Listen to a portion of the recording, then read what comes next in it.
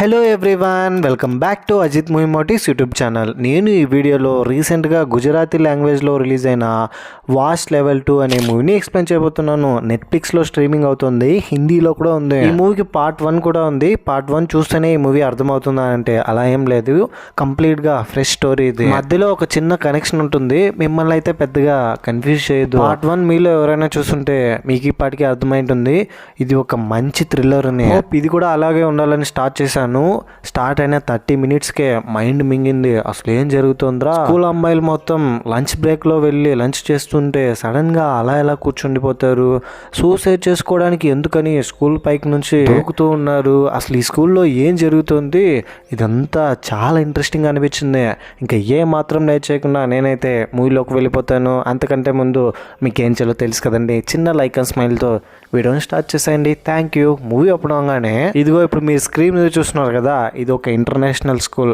మొత్తం అందరూ అమ్మాయిలే ఉంటారు. అమ్మాయిలే ఉండడం వల్ల ప్రిన్సిపాల్ చాలా కేరింగ్ గా చూసుకుంటుంది. డోర్ దగ్గర ఉన్న వాచ్మెన్ ఏమో వెళ్ళండి త్వరగా, ప్రేయర్ కి లేట్ అయింది, లేట్ అయితే స్కూల్లోకి ఎంట్రీ ఉండదని చెప్తున్నాడు. ఇంకో అమ్మాయి దగ్గర వాళ్ళ నాన్న బయట ఒక అబ్బాయిని ప్రేమిస్తుందని ఇంకోసారి వాడు వెనకాల వెళ్ళినట్టు నాకు తెలిసిందని నేను స్కూల్ కూడా పంపించాను, బాగా కొడతా చెప్తున్నా అని వార్నింగ్ ఇచ్చి స్కూల్ అయిపోగానే నేరుగా ఇంటికి వచ్చేయాలని చెప్తున్నాడు. ఇలా ఒక్కొక్కరు ఒక్కో సినారియోస్ లో స్కూల్ కి వస్తున్నారు. ఇదిగో ఇప్పుడు మీ స్క్రీన్ మీద చూస్తున్నారు కదా, తినే ఈ స్కూల్ ప్రిన్సిపల్, తన పేరు జయ. ప్రేయర్ అయింది, అందరూ క్లాసెస్ కి వెళ్ళారు. క్లాస్ మొత్తం అయిపోయిన తర్వాత లంచ్ టైం అవుతుంది, అందరూ క్యాంటీన్ లోకి వస్తారు. ఇది ఒక ఇంటర్నేషనల్ స్కూల్ కావడంతో, అది కూడా ఎక్స్పెన్సివ్ స్కూల్ కావడంతో ఇంట్లో నుంచి లంచ్ తీసుకెళ్లే అవసరం లేదు, అక్కడే క్యాంటీన్ లోనే రకరకాల ఫుడ్ ప్రిపేర్ చేసి పెడతారు. జనరల్ గా మనం హోటల్లోకి వెళ్తే మీల్స్ అని చెప్తే మొత్తం అన్ని ఒకే ప్లేట్ లో తెచ్చిస్తారు కదా, అలాగే ఇక్కడ తీసుకొచ్చిస్తారు. ఇక్కడ కొంతమంది డైనింగ్ టేబుల్లో కూర్చొని లంచ్ చేస్తూ క్లాసెస్ గురించి మాట్లాడుతున్నారు. అంతవరకు నార్మల్గా కబుర్లు చెప్తూ మాట్లాడుకుంటూ తింటున్న వీళ్ళు సడన్గా సైలెంట్ అయిపోతారు, అలా స్ట్రక్ అయిపోయి కూర్చుంటారు. పిన్ డ్రాప్ సైలెన్స్ అంటారు కదా, అలా ఉంటుంది. దాంతో క్యాంటీన్లో ఉన్న కొంతమంది ఆడవాళ్ళు, ఏమైందమ్మా మీకు, వసే లేక దీపిక, హారిక, విమల, కమల అని పిలుస్తుంటే ఎవ్వరూ పలకట్లేదు, మొత్తం అందరూ సైలెంట్గా ఉంటారు. అక్కడున్న వాళ్ళందరూ అలాగే అయిపోతారు. ఫస్ట్ ఒక టేబుల్లో ఉన్న వాళ్ళు అవుతారు, మిగతా వాళ్ళందరూ సైలెంట్గా స్ట్రక్ అయిపోయి కూర్చుంటారు.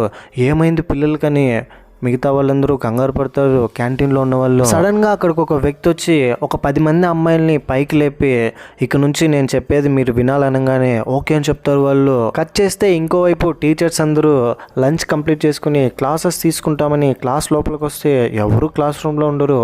ఏంటిది, పిల్లలు ఎవరు కనిపించట్లేదు, ఎక్కడికి వెళ్ళారని విండో సైడ్ నుంచి చూస్తే ఒక అమ్మాయి కిందకి దూకుతున్నట్టు కనిపిస్తుంది, సూసైడ్ చేసుకొని చనిపోతుంది. వెంటనే అది చూసి భయపడి టీచర్ వెళ్ళి ఏడుస్తూ ఏమైందని గట్టిగా అరుస్తుంది. దాంతో పైకి చూస్తే స్కూల్ పైన 10 మంది అమ్మాయిలు నిల్చుకొని మమ్మల్ని ఎలాగైనా కాపాడండి, మేము చనిపోబోతున్నామని గట్టిగా అడవంగానే వాచ్మ్యాన్ మిగతా వాళ్ళందరూ వచ్చి చూస్తారు. ప్రిన్సిపల్ కూడా ఈ విషయం అర్థమయ్యి జయ బయటకు వచ్చి, ఏమైంది మీకేమైనా పిచ్చి పట్టిందా, మీరు ఏం చేస్తున్నారో మీకు అర్థమవుతుందా, కిందకి మాత్రం అస్సలు దూకొద్దు, అక్కడే ఉండండి, నేను వస్తున్నానని చెప్తుంటే పిల్లలందరూ దూకడానికి ప్రయత్నిస్తుంటారు, మమ్మల్ని కాపాడండి అని కూడా చెప్తుంటారు. అర్జెంటుగా స్టాఫ్ మెంబర్స్ అందరూ పైకి వెళ్ళి ప్రిన్సిపల్తో సహా, ఏంటమ్మా చేస్తున్నారు, త్వరగా కిందకి దిగండి అమ్మా, మేము మీ పక్కన వస్తున్నామంటే మా పక్కన రావద్దు, మేము కిందకి దూకేస్తామని చెప్తున్నారు. అందులో ఒక అమ్మాయి కింద దూకేస్తుంది. దీంతో ప్రిన్సిపల్ జయ చాలా ఎమోషనల్ అయిపోతుంది, కింద కూర్చొనేస్తుంది. ఏం చేయాలో అర్థం కాక వీళ్ళందరినీ అలా చూసి ఒక్కొక్క అమ్మాయి కిందకి దూకి వాళ్ళని చంపేసుకుంటున్నారు. కట్ చేస్తే ఇదిగో ఇప్పుడు మీరు స్క్రీన్ మీద చూస్తున్నారు కదా, ఇతనే మన మూవీలో హీరో. అతని పేరు అథర్వ కూతురు ఈ అమ్మాయి కొంచెం మెంటల్ గా బాధింపబడుతూ ఉంటుంది. తనకి హెయిర్ సరిగా ఉండదు, ఎప్పుడు చూసినా నవ్వుతూనే ఫేస్ అలాగే పెట్టుకుంటుంది. కేరింగ్ గా చూసుకుంటూ ఉంటాడు అథర్వ వాళ్ళ భార్య కూడా చనిపోయి ఉంటుంది. మీరు గనక ఈ మూవీ పార్ట్ 1 చూస్తుంటే, హిందీలో రిలీజ్ అయిన సైతాన్ కనుక మీరు చూస్తుంటే ఈ టైంకి అర్థమై ఉంటుంది. ఒకవేళ అర్థం కాకపోయినా మీకు క్లియర్గా ఎక్స్ప్లెయిన్ చేస్తాను, వినండి. పార్ట్ 1లో ఏం జరిగింటుందంటే, హీరో అథర్వ, అతని కూతురు, కొడుకు, భార్య వీళ్ళందరూ కలిసి కార్లో ఒక డ్రైవ్కి వెళ్తారు. ఒక హోటల్లో వెళ్ళి టీ షాప్ లో టీ తాగడానికి వెళ్తారు. ఆ టీ షాప్ లోనే మాధవ్ అని ఉంటాడు.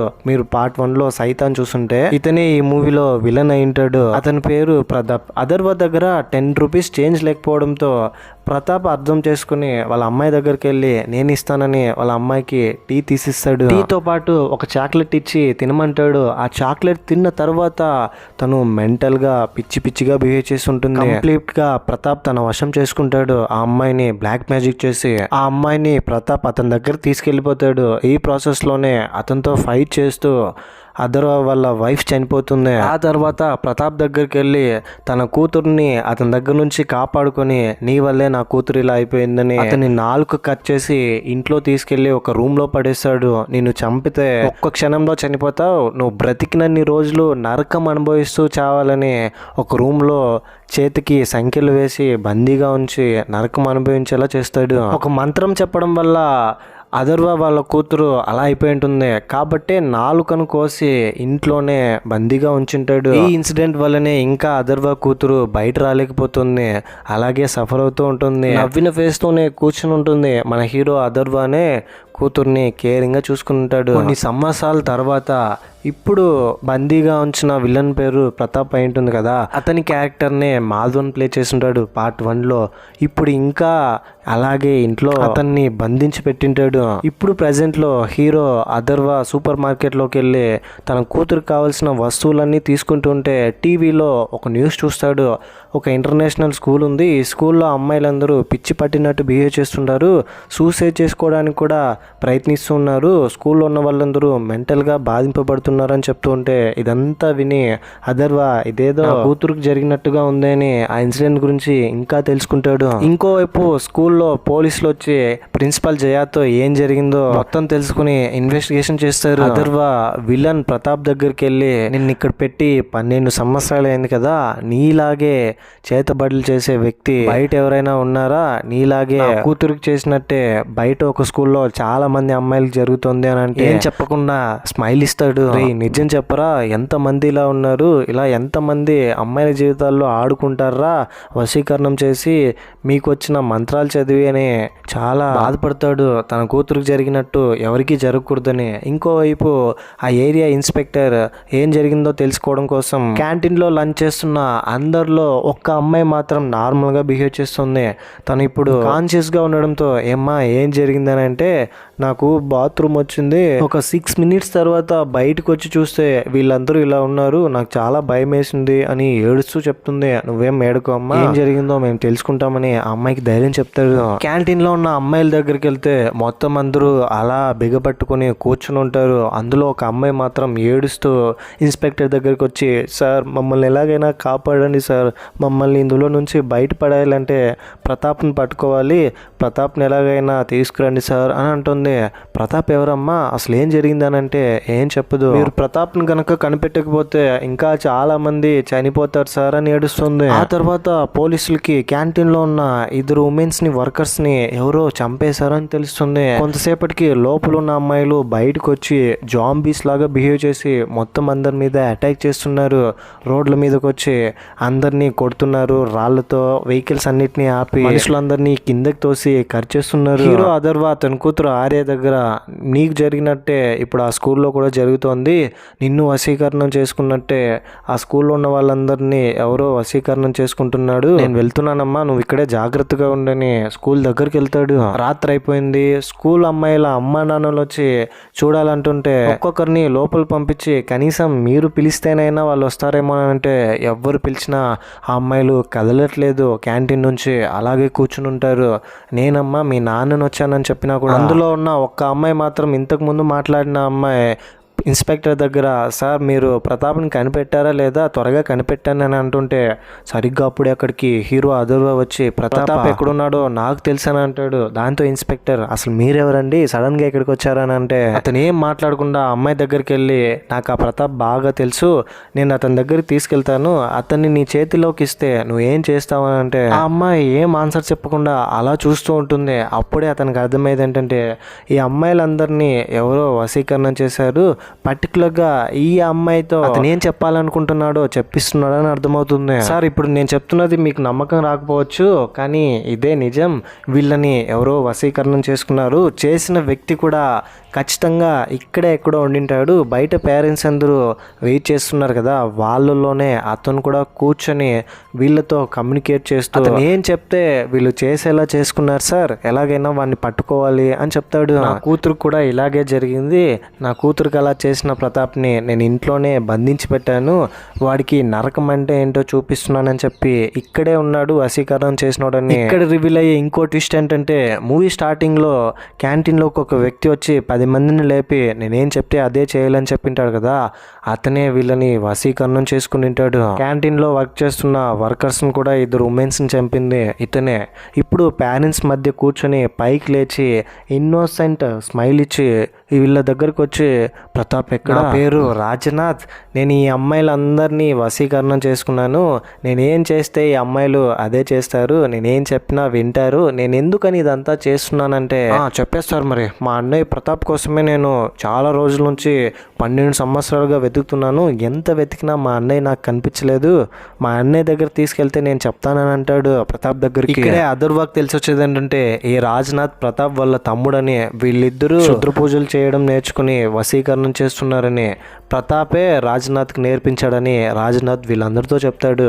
ప్రతాప్ దగ్గరికి తీసుకెళ్ళండి అని కూడా డెవిల్ స్మైల్ ఇచ్చి, నన్ను ప్రతాప్ దగ్గరికి తీసుకెళ్ళండి అని అంటే నేను ఎందుకు తీసుకెళ్ళాలని అదర్వా అంటే, ఓ అలాగా, ఇప్పుడు నేనేంటో చూపిస్తా చూడండి అని అక్కడున్న ఒక అమ్మాయిని పిలిచి, చూడమ్మా పాప, నీ పక్కన ఒక కత్తి ఉంది కదా, తీసి ఒకసారి చేయి కోసుకోవాలంటే అతను చెప్పినట్టుగానే ఆ అమ్మాయి తీసి తన చేయి కోసుకుంటుంది. అరే ఏంట్రా ఇది ఇలా జరుగుతుంది, వీడిని చంపేస్తే ఈ అమ్మాయిలందరూ మళ్ళీ నార్మల్గా అయిపోతారేమో అని ఇన్స్పెక్టర్ గన్ తీసుకుని రాజనాథ్ని చంపబోతుంటే అక్కడున్న అమ్మాయిలందరూ ఇన్స్పెక్టర్ని వచ్చి చంపేస్తారు, మా నాయకుడిని చంపడానికి ప్రయత్నిస్తారని.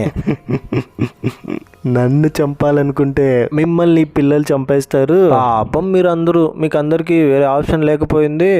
నేను చెప్పినట్టు మీరు వినకపోతే పిల్లలందరూ మిమ్మల్ని చంపేస్తారు. కావాలంటే నేను ఇప్పుడు ఇంకొకటి చేసి చూపిస్తా చూడండి అని ఒక అమ్మాయిని పిలిచి, ఏమ్మా ఒకసారి గాలి పీల్చకుండా కొద్దిసేపు అలాగే ఉన్నానంటే అతను చెప్పినట్టుగా విని గాలి పీల్చుకోకపోవడం వల్ల అమ్మాయి అక్కడికక్కడే పడి చనిపోతుంది. ఇక్కడ గన్ ఎవరికి బాగా యూజ్ చేయడం తెలుసానంటే, అందులో ఒక అమ్మాయి నాకు బాగా యూజ్ చేయడం వచ్చని గన్ తీసుకొని 2 పేరెంట్స్ని కాల్చి చంపేస్తుంది. అందులో ఉన్నది వీళ్ళ పేరెంట్సే. ఇదంతా చూసి అదర్వా, నీకేం కావాలో నాకు అర్థమైంది. 12 సంవత్సరాలుగా మా ఇంట్లో సంఖ్యలతో మీ అన్ని బందీగా పెట్టున్నాను. 12 సంవత్సరాలకు ముందు ఇలాగే నా కూతుర్ని వశీకరణం చేసుకుని ఇప్పటికీ అలాగే ఉండేలా చేశాడు, అందుకనే ఇలా చేశాను. ఇది విన్న అతను, మా అన్నయ్యని ఇలా ఎవరి వల్ల చేయడం కుదరదు, నువ్వు నాతో అబద్ధం చెప్తున్నావా, నేను ఈ మంత్రాలంతా ఈ పూజలన్నీ చేసుకోవడం ఇలా వశీకరణం చేయడం మా అన్నయ్య దగ్గరే నేర్చుకున్నాను. అలాంటి మా అన్నయ్యను నువ్వు అలా ఎలా చేయగలిగావని. సరే అయితే మా అన్నయ్యను నా దగ్గరికి తిరిగి తీసుకొచ్చి ఇచ్చే, ఈ పిల్లలందరినీ నేను వదిలేస్తాను చెప్పడంతో,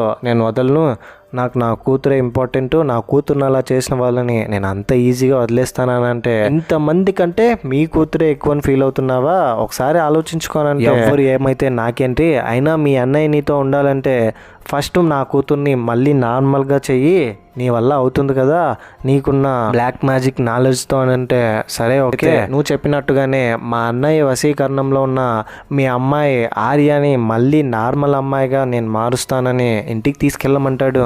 ప్రిన్సిపల్ని అక్కడ పిలిచి, మీరు ఒక 2 బస్సులను అరేంజ్ చేయండి, నేను నా దగ్గర ఉన్న ఈ స్కూల్ అమ్మాయిలు అందరూ ఒక ప్లేస్కి వెళ్ళాలని అంటే, ప్రిన్సిపల్ కూడా వేరే ఆప్షన్ లేక 2 బస్సులు అరేంజ్ చేస్తుంది. అదే బస్సులోనే పిల్లలతో పాటు రాజ్నాథ్ వెళ్తాడు అదర్వా వాళ్ళ ఇంటికి. బస్ కింద ట్రాకర్ పెట్టి బస్ ఎక్కడికి వెళ్తుందో మొత్తం అబ్జర్వ్ చేస్తూ ఉంటారు వీళ్ళందరూ. అక్కడున్న అమ్మాయిలందరూ రాజ్నాథ్ చెప్పే మాటలు వింటున్నారు, కానీ కేవలం ఒక అమ్మాయి మాత్రం రాజ్నాథ్ మాటలు అసలు వినిపించుకోవట్లేదు. అతను చెప్తున్నా కూడా కిందకి దూకి పరిగెడుతూ ఉంది. దీంతో అదర్వాకి డౌట్ వస్తుంది, ఈ అమ్మాయి మాత్రం ఎందుకు వశీకరణం కాలేదని. ఇంటి దగ్గరికి వెళ్ళిన తర్వాత బయట చూడండి అమ్మాయిలు, ఒక 50 మంది ఇక్కడ సెక్యూర్గా ఉండండి, మా అన్నయ్య కోసం నేను లోపలికి వెళ్తున్నాను, నాతో పాటు మిగతా వాళ్ళందరూ రండి అని లోపలికి తీసుకెళ్తాడు. ఎక్కడ మా అన్న, ఫస్ట్ మా అన్నయ్యని నాకు చూపించానంటే మొదటగా నా కూతురుని చూడు ఎలాంటి పరిస్థితుల్లో ఉందో, అప్పటి నుంచి ఇలాగే ఉంది. నా కూతుర్ని ఈ స్థితిలో నేను చూసి తట్టుకోలేకపోతున్నాను, తనని నార్మల్గా మార్చు అని అథర్వ రాజ్నాథ్తో అంటే, ఫస్ట్ నా కూతుర్ని నార్మల్గా మార్చు, ఆ తర్వాత మీ అన్నయ్య నీకు ఇస్తానంటే, చూడండి మా లాంటి మనుషులంతా ఒక మాట చెప్తే ఆ మాట మీద నిలబెడుకుంటాం. మా అన్నయ్యని చూసిన తర్వాత ఈ అమ్మాయిని నార్మల్గా మారుస్తానంటే ఇతను వినిపించుకోడు. సరే ఇప్పుడే నువ్వు చెప్పినట్టుగానే ఆర్యని మళ్ళీ నార్మల్ మనిషిగా మార్చేద్దాం, వశీకరణని తొలగిద్దాం అని అంటే, అథర్వ వాళ్ళ అన్నయ్యని దాచిపెట్టిన ప్లేస్ తీసుకెళ్ళి ప్రతాపం చూపిస్తే మొత్తం బ్యాడ్ స్మెల్ వస్తుంది. సరిగ్గా స్నానం చేసి సుమారు ఎన్నో సంవత్సరాలు అయిపోయి ఉంటుంది. ప్రతాప్ నేరుగా ప్రతాప్ దగ్గరికి వెళ్ళి, అన్నయ్య నిన్ను ఇలా చూడడం ఏంటి, నాకు చాలా బాధగా ఉంది, ఒకసారి పైకి లేవని. అతను స్ప్రూ కోల్పోయి కింద పడిపోయి ఉంటాడు. చాలా రోజుల నుంచి అతనికి ఫుడ్ పెట్టలేదు, అందుకనే ఇలా అన్నాడు. కొంతసేపు మాట్లాడిస్తూనే ఉండు, నీతో మాట్లాడతాడు అని చెప్తాడు. దాంతో రాజ్నాథ్ ప్రతాప్తో చాలాసేపు మాట్లాడిన తర్వాత ప్రతాప్ రాజ్నాథ్ని గుర్తుపడతాడు. నీ కూతుర్ని పైనుంచి ఇక్కడికి తీసుకురానంటే ఆర్యని వీల్ చైర్లో నుంచి లేపి కిందకి తీసుకొస్తాడు. ఈ అమ్మాయి ఏంటి ఇలా నవ్వుతూనే ఉంది, నవ్విన ఫేస్లో ఈ అమ్మాయిపై నేను మంత్రాలు ప్రయోగించలేను, మీ అమ్మాయి ఇలా మారడానికి ఒక కారణం ఉండింటుంది కదా, మా అన్నయ్య ప్రతాప్ మీ అమ్మాయిని ఇలా మార్చేయడానికి ఏదైనా వస్తువు ఇచ్చాడా అంటే ఒక చాక్లెట్ ఇచ్చాడు. ఆ అమ్మాయి చాక్లెట్ తినింది, అలాగే తనకు ఒక కాఫీ కూడా తీసిచ్చాడు, నా దగ్గర 10 రూపీస్ చేంజ్ లేకపోవడంతో అని చెప్తాడు. ఇలా చూడు, ఇలా వశీకరణం చేయడానికి ఒక పర్టికులర్ టైం అంటూ ఉంటుంది, పర్టికులర్ టైంలోనే ఇలా చేయాలి, పర్టికులర్ టైం వరకు మాత్రమే వాళ్ళు మనకి కంట్రోలబుల్గా ఉంటారు. ఇప్పుడు ఈ స్కూల్ పిల్లలందరూ ఉన్నారే, మధ్యాహ్నం వాళ్ళు తిన్న లంచ్లో నేను పూజలు చేసిన మందు కలపడం వల్ల ఇప్పుడు కంప్లీట్గా నా వశం అయిపోయారు వాళ్ళు, నేను చెప్పినట్టు వింటారు, కేవలం 24 అవర్స్ మాత్రమే వింటారు, ఆ తర్వాత మళ్ళీ నార్మల్ అయిపోతారు. ఒక అమ్మాయి నేను చెప్పినట్టు వినిపించుకోకుండా తన పాటికి తను నార్మల్గా ఉంది కదా, ఆ అమ్మాయి కొంతసేపు మాత్రమే నాతో కమ్యూనికేట్ అయ్యి నా పక్కనే ఉంది, నా దగ్గర నుంచి దూరంగా వెళ్ళిపోవడం వల్ల ఆ అమ్మాయి మళ్ళీ నార్మల్గా అయిపోయింది. 3 అవర్స్ నా దగ్గర నుంచి దూరంగా ఉంటే కూడా ఇలా జరిగిపోతుంది, అందుకనే నాతో పాటు పిల్లలందరినీ అమ్మాయిల్ని తీసుకొచ్చానని చెప్పి 24 అవర్స్ మాత్రమే ఇది పాసిబుల్ అవుతుంది.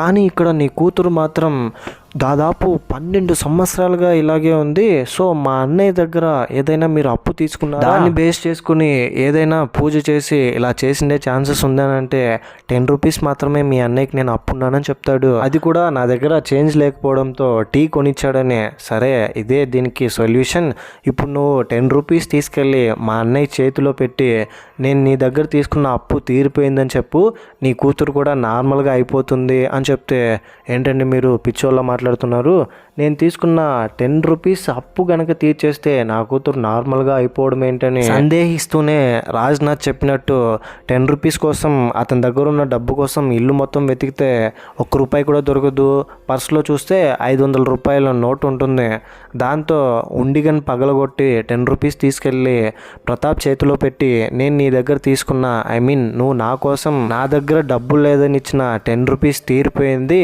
అప్పు క్లియర్ అయిపోయింది అనగానే నేరుగా తన కూతురు ఆర్య దగ్గరికి వచ్చి, ఆర్య లేమ్మా నాతో మాట్లాడు, నాన్న నీ దగ్గరకు వచ్చాడనంటే మళ్ళీ ఆర్య అలాగే ఉంటుంది, చూడండి నా కూతురు మారలేదు, ఇప్పుడు కూడా అలాగే ఉందనంటే, లేదు ఖచ్చితంగా ఇది వర్క్ అవుతుంది, మా అన్నయ్య మీరు తీసుకున్న 10 రూపీస్ అప్పు వల్లనే ఈ పూజ చేసి ఇలా వశీకరణం చేసి ఇలా మెంటల్గా మా అన్నయ్య వశంలో ఈ కూతురు ఉండేలా చేసుకున్నాడు, అప్పు తీరిపోయింది కాబట్టి ఇప్పుడు నార్మల్గా అయిపోతుందనగానే సడన్గా ఆర్య స్మైల్ ఫేస్ని నార్మల్గా పెట్టి నాన్న అని చాలా ఏడుస్తుంది. వాళ్ళ నాన్నగారిని పిలిచి ఆర్య వాళ్ళ నాన్న చాలా ఎమోషనల్ అవుతారు, ఇద్దరు ఒకరినొకరిని గట్టిగా హగ్ చేసుకుని ఏడుస్తారు.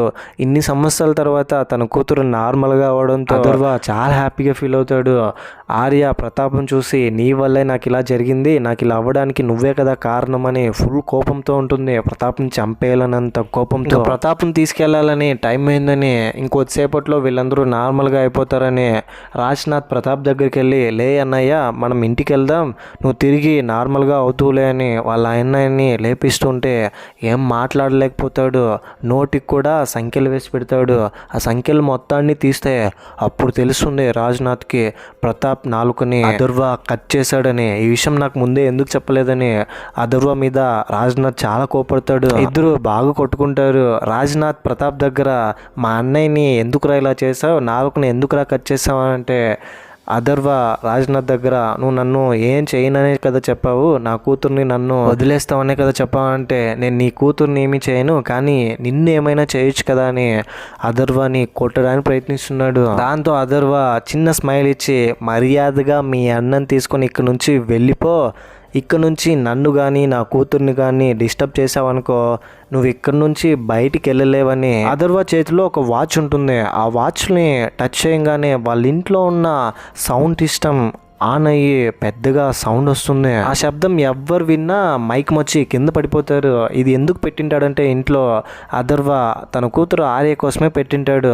ఆర్య అలా వీల్ చైర్కే పరిమితం అయిపోయి ఉంటుంది కదా, మెంటల్గా అలా నవ్వుతూ డిస్టర్బ్ అయిపోయి వాళ్ళ కూతుర్ని కాపాడడం కోసం ఇంట్లోకి ఎవరైనా దొంగలు కానీ ఇంకెవరైనా వస్తే వాళ్ళని పట్టుకోవడం కోసమే ఈ సిస్టమ్ని ఆపరేట్ చేసింటాడు.